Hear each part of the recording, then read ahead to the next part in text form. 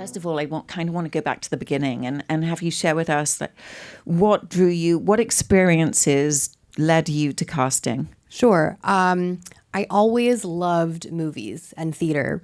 I grew up in a house where we just watched movies all the time. And I thought I wanted to be an actor. I went to the University of Michigan for theater. And it was about halfway through my program that I realized I did not want to be an actor. Even though I love actors, I just saw that I was sort of somewhere in the middle of my class. And that's when I realized casting, which I was always aware of. I was always aware of casting directors and the job that they did, and was always paying attention to that credit. And I thought, wow, I could do that job, and it could still be creative, and I could still work with actors, and yet I would have a little more control than you might as an actor. And so when I graduated college, I knew I wanted to move to LA, and I emailed my maybe 8 different casting directors that work in film who I really admired here. And I said, I'd love to meet you for advice. And actually, they all wrote me back, which is a big testament to them. And about a week before I moved, Deborah Zane called me and said she was looking for an assistant, and she was looking to maybe hire someone with no experience in casting professionally so that she could train someone to exactly how her office works, which was very fortunate. And she said, I was impressed with your letter, and would you come in? And this was before Zoom and FaceTime. And I was packing in my childhood bedroom in New York. So we had a couple phone interviews, and she hired me over the phone, and I worked with her for 7 years here. And then we worked together a couple more after I moved to New York.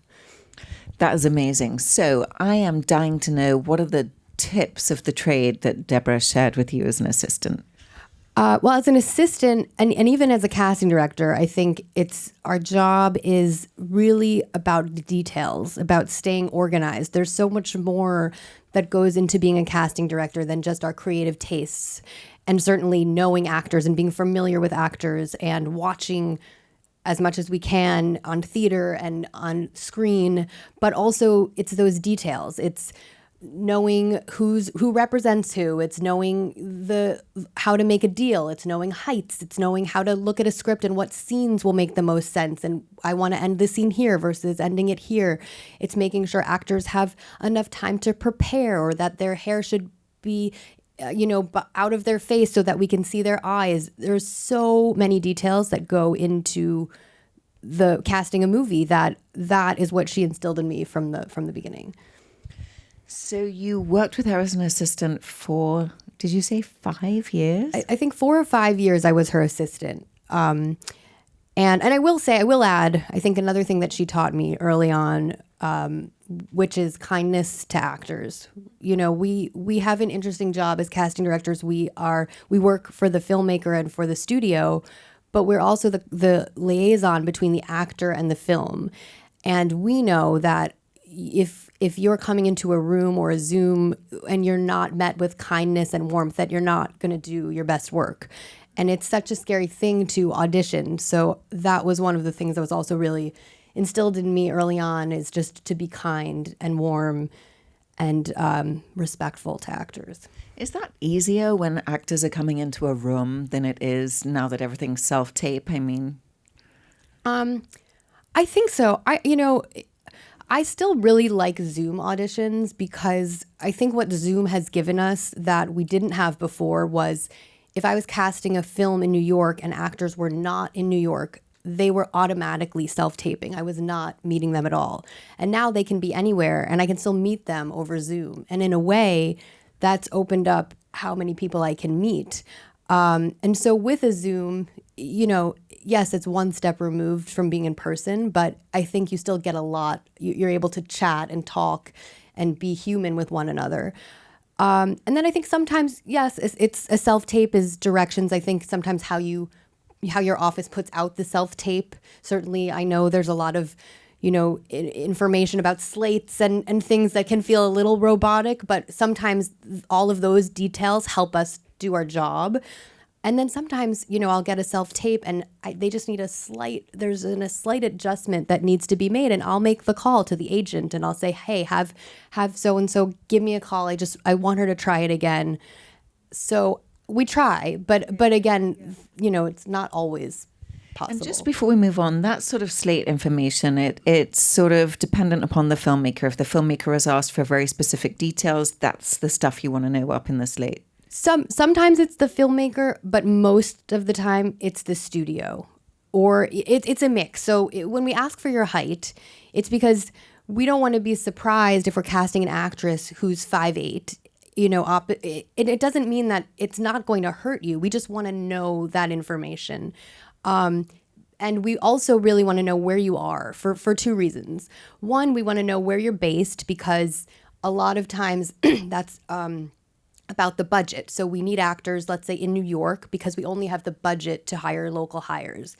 And it's really important that we know where you live, because if a director falls in love with someone and then actually they need to be flown in, we can't afford it. Or if they're going to fly themselves in on their own dime and our schedule changes and the actor can't get on the flight, we're screwed. So that I think so many times I run into that where an actor, I will make myself a local hire. And what I always say is, does that mean you will be in New York for our run of picture? Because that's what it means to be a local hire. So that is a lot of why we ask where someone's based. And then when we say, where are you currently? Sometimes you could be based in New York. And so my director says, oh, great, I want to meet that person in person next week. But actually now you're on vacation or you're shooting in London and I just need that information. So I can say, you know what, we'll do that next week. Or you're on vacation in London and my director's in London. But if I don't have that information, ultimately it does the actor a disservice. So sometimes those details are for us. And then sometimes a studio might have a requirement, like we want to hear you say your name or whatever some of the funnier requests might be, and so that's why they're in there too. Just to get nitty-picky maybe on the location situation, because I just imagine that has changed a lot post-COVID. So many people have left LA or have just moved around. So how has that complicated? It sounded kind of binary, like either you're a local hire or we're traveling you. Has it become more complicated now that so many people are outside of New York and LA? A lot of the projects I've most recently worked on have shot in New York. So it is easier for me to speak about actors in New York, and there are tons and tons of actors there. But there are plenty of projects that don't shoot in New York or LA. So that is advantageous to actors that live in Atlanta or live in other places where things are shooting. I think people are willing. I think sometimes people, what I glean is that they might have an apartment in New York, but they're able to spend time with their family in another part of the country that they may live, which is great. But when we say you need to be a local hire for the movie, that means come back to your apartment for the whole movie. Right. Got it. Thank you for the clarification. All right. So how did you progress from being a casting assistant? You obviously worked on so many huge budget, Wolverine and just so many amazing Twilight, so many amazing films with Deborah as an assistant and an associate. So then what happened next? So we, as an associate, I think the first season of Bloodline, which was a series we cast for Netflix, I was the associate. And then when I moved to New York, she asked me to be her partner on it. So that was sort of the beginning of me stepping into that casting director role. And then I was in New York. We also did Ocean's 8 together because that shot in New York. And so Deb was the casting director, but she was in LA and I was in New York. So that was another way for me to sort of step into that role. And then, there were a lot of studios, because I lived in LA, knew me. So often they would hire me to do searches for New York roles in New York. So I do a New York search for a film that a casting director was casting in LA. And so that's sort of how I grew. Yeah, amazing. And then can you tell us, so you won the BAFTA for Joker. Around 20, yes. Yeah, an amazing ensemble. And can you tell us, how did you get connected with Todd Phillips? So that I have to fully credit my agent, Shauna Perlman, who, usually casting directors have agents, and they just help us with our deals. But jobs often come from word of mouth. And it just so happened that my agent was speaking with that producer who was looking for a casting director. And Shauna said, Todd should interview Shayna. And we met, and I got the job. That's why we all need agents. And so is there anything that sticks out in hindsight that you really learned and grew from while casting that project? I mean, I think that was the biggest opportunity that had came for me, like to cast a studio movie on my own. So I learned in every way. But I also feel like Deb Zane really prepared me and laid the groundwork. So even though, I was doing it on my own, I had a really good, solid foundation. And you talk about how your agent helped you with your deal. I wonder if there is any information you can share with actors, because you said you're also making deals with actors. That's part of the casting director sort of purview. Is there any advice, insight that you can share with our audience of actors when it comes, especially for people who don't have representation, to those deals?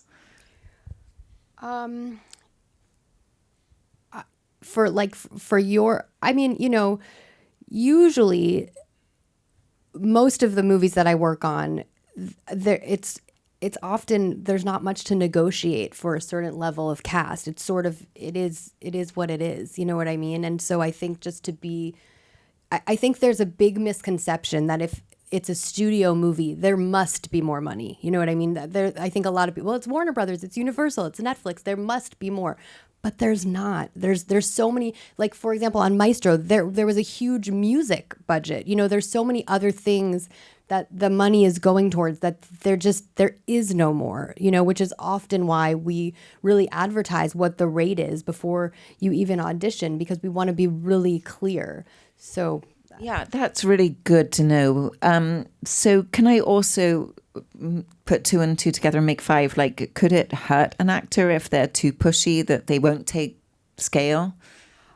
I don't think it could hurt you. And I also think, sometimes there's the actor and sometimes there is the agent. But I think it can be very frustrating if we say, this is the rate, and then you audition, and then you want a different rate. Right. That is very frustrating, because you shouldn't have auditioned. And that's totally okay. Yeah. But so that is the frustration. That's really great notes. Yeah. Before the audition, so you mentioned Bradley Cooper, that you worked on Maestro. So did he come to you after seeing Joker? How did that happen? So Bradley was a producer on Joker. So we didn't really, it was not a day-to-day, we weren't in touch on the film, but I think that's how he was aware of me. So he asked me, we met, and he asked me to cast Maestro, and that was a great, obviously, experience. And then he asked me back to cast Is This Thing On? All right, great. So I don't know if everybody has had the opportunity to see Is This Thing On? Can I show of hands? All right. So I want to start with the stand-ups, because I feel like it takes place, I think we can say without spoiling anything, it takes place, in the stand-up arena in New York. And I imagine it must have been a lot of fun auditioning all of the stand-ups. Can you share? Sure. Yeah, it was a lot of fun. Bradley really wanted to populate that world surrounding Will Arnett's character with stand-ups who were not super recognizable. So what that meant for my office and I was that we were researching clubs that weren't necessarily the Comedy Cellar in New York, but sort of all the other clubs, the Bell House and lots of other places, and who was performing there and watching their sets. Fortunately, there's so much footage online, which was really helpful. And then we'd bring them in, because as much as they needed to be able to do stand-up in our film, they also needed to act, which is not, they don't always go hand in hand. And they also needed to be able to improv. And so we met over 100 comics, which was super fun and really, yeah, it was a joy. So you said, people in your office helped you too. So was social media a huge part of finding those people online? I guess, yes. Usually social media doesn't often come into the way that we cast films in my office, but you can't help but sometimes use it as a resource, and particularly with stand-ups because so much of their footage would be on Instagram or TikTok. So often my office would be pulling their clips from those platforms. So I want to just come to one of the smaller roles first, because I just thought it was absolutely genius. And that's Kieran Hines, my British bias showing. I thought it was just such brilliant casting. So can you share something about the role and how you knew that Kieran was the right person for that role? Did he audition? No. Kieran Hines is a fantastic actor. I feel we're so lucky that he joined the film. And, just in talking about the role of Jan, Will Arnett's father, and having conversations with Bradley, it just all of a sudden it was like it had to be Kieran. They look alike. There's a soulfulness to Kieran and certainly a bit of humor, and it became clear we had to have him, and we're fortunate that he said yes. Yeah, brilliant. And then the children, was that difficult to cast children? It's always, casting children is always a challenge in that, the roles are written and you have to find actors and you just have no idea really who's out there. And again, back to what we were speaking about before, because we shot in New York, we couldn't cast such a wide net. We had to kind of restrict to the tri-state area. And so we saw, I don't even know how many, but we auditioned a lot of boys, and we're often looking for boys that don't feel like actors, that feel like kids, which can be challenging because sometimes a kid, when you put a camera on them or give them lines to remember, they don't seem like themselves anymore. They freeze. And then there's other kids that really do feel like actors. And so to find that balance of kids that felt really natural. And then on top of which, not only did we have to blend them with Will and Laura Dern, but also we were casting brothers who they aren't twins, but they're very close in age. So height and size and the chemistry between them really had to be organic and natural. And it just took a lot of watching and auditioning and meeting and then chemistry reads to find that balance. And so with those sort of chemistry reads, when you talk about the chemistry between them, was there any improv involved, or was it just, did they need to show you that they could be word perfect? How did that work? No, never. They did not need to be word perfect. And that always changes depending on if you know how your filmmaker works. And I know that Bradley's open to improv or being organic. So, but with kids in particular, sometimes it was just a conversation. We would talk and film it, or we would have the boys talk with each other and how did that feel, and ask each other questions, and then certainly do the scenes and make sure that they were able to retain the dialogue. But sometimes an actor, kid or adult, will bring something new, and some directors are not open to that and some are, and it just depends on the filmmaker. But certainly for kids, I think it's a bit more forgiving across the board. So what were those conversations with Bradley when he first told you, I have this other film? What was he explaining to you that you would need to fulfill? I mean, he always wants things to feel authentic and interesting and certainly and truthful, and particularly as I spoke about before with finding those comics that were not famous. Conversely, there are comics in the film like Dave Attell and Greer Barnes who are really well known at the Cellar, and those we were sure to populate those scenes with that were at the proper Comedy Cellar with those comics.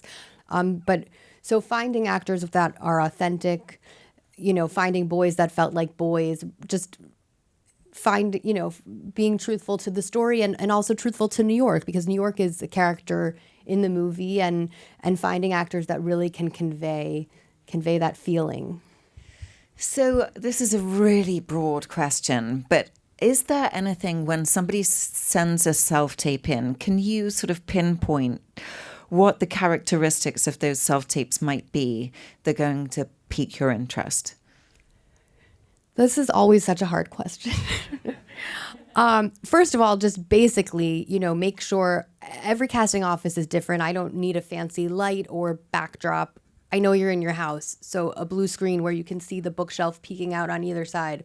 I don't need it, just as long as I can hear you and I can see you and you're framed, well enough, that is perfect for me.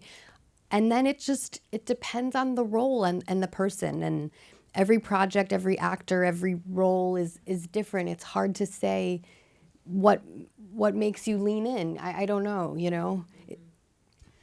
And is it, what does prepared mean to you? You know, we hear casting directors talk a lot about being prepared.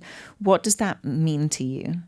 I think it's really important to know the lines well enough so you're freed up. So you're not, if you're so in the lines, you're not really freed up to do anything else. But you don't want to also be so ingrained in how you've prepared the scene that you're unable to take a change if a casting director gives a note that is completely different or slightly different from how you prepared it. But I just think for your sake, it's a benefit to know the lines so that you don't have to worry about them. You can worry about all the other things you're worrying about in the audition. I also think there's great ways to sort of cheat that or help yourself now that you are in front of a computer, because you can have the camera and you can have your sides like blown up right next to the camera. And I would never know that, you know? I'm wondering if during this process for Is This Thing On, was there an audition that particularly stood out that you can share with us that, you know, this person did something that was very specific to this role and it was particularly gratifying for you to find this person, to champion this person?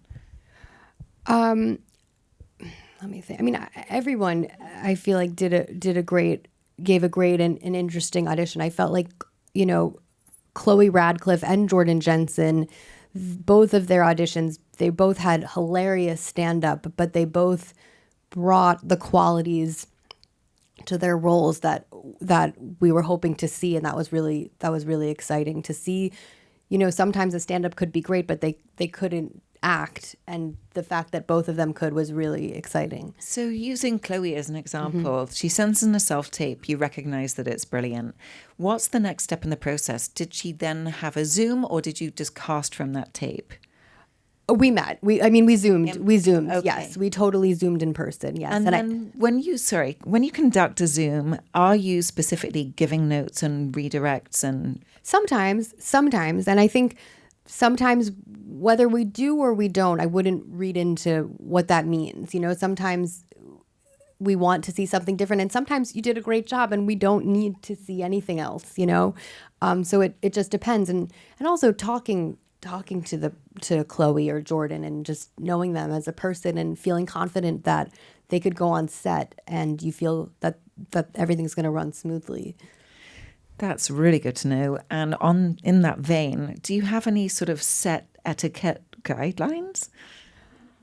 I mean, look, I'm not usually on set because my job ends before the cameras start rolling. But I think just be smart and respectful and be open when it's your scenes, and then kind of, you know, disappear when it's not, you know, not disappear, but there's a lot going on a movie set.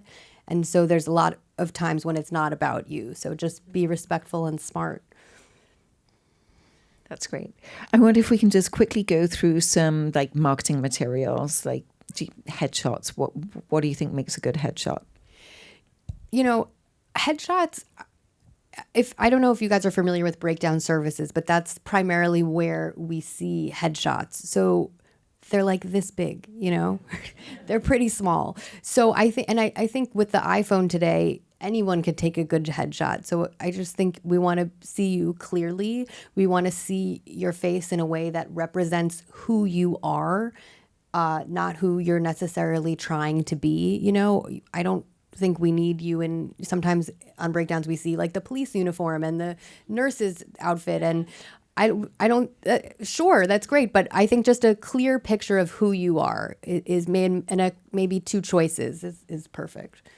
And then with demo reels, like I understand that demo reels moves people's submissions further up in the line in Actors Access. Do you ever look at demo reels? Is there when would you use a demo reel? I look at that all the time because, as you can imagine, if we're seeing hundreds of thumbnail pictures, the demo reel helps me. You know, I look at the resume, but the demo reel also helps me to see your work quickly, because sometimes I could see it and immediately that feels right, or actually that's not right, or actually that's more right for this other role that I wasn't thinking of that person for. So I think that really helps. And then do you also like clips, like drama or comedies, that you can just grab a clip and send that to Bradley or whoever you're working with? Sometimes, yeah, absolutely. I think just for pictures, for clips, keep it all current, or if you have a longer resume, there can be some older stuff, but current stuff where we can see you clearly is always helpful. But we use those clips often to send, with the auditions. I'm just wondering if you have any advice for actors who maybe don't have many credits, who maybe aren't, under 25, and they're trying to sort of just get ahead without many credits. I think today, in today's world, so many actors have become writers, or if you're yourself are not a writer, your friend might be. So if you haven't worked and you don't have footage from a TV show or a movie, use your friends to use their material, have them write something for you and film it. That helps us a lot. Okay, great. So I'm just wondering, before we finish, if you can have some last words of advice. We're about to have a masterclass with some actors performing. If you could speak to performers before they audition for you, what advice would you give them? Take your time. I think remember that we as casting directors want you to do a good job. Because if you do a good job, then we've done a good job. We want to see, we don't want to see hundreds of people for a part. We want to cast the part. So we want you to do well, and we want to help you do well. So if you know that coming into the audition room or the Zoom room or the self-tape, know that we're on your side. I think that will help just take some of the stress out of it and relax. Exactly. Shayna, thank you so much for being here and sharing all of this today. Thank you. Thank you.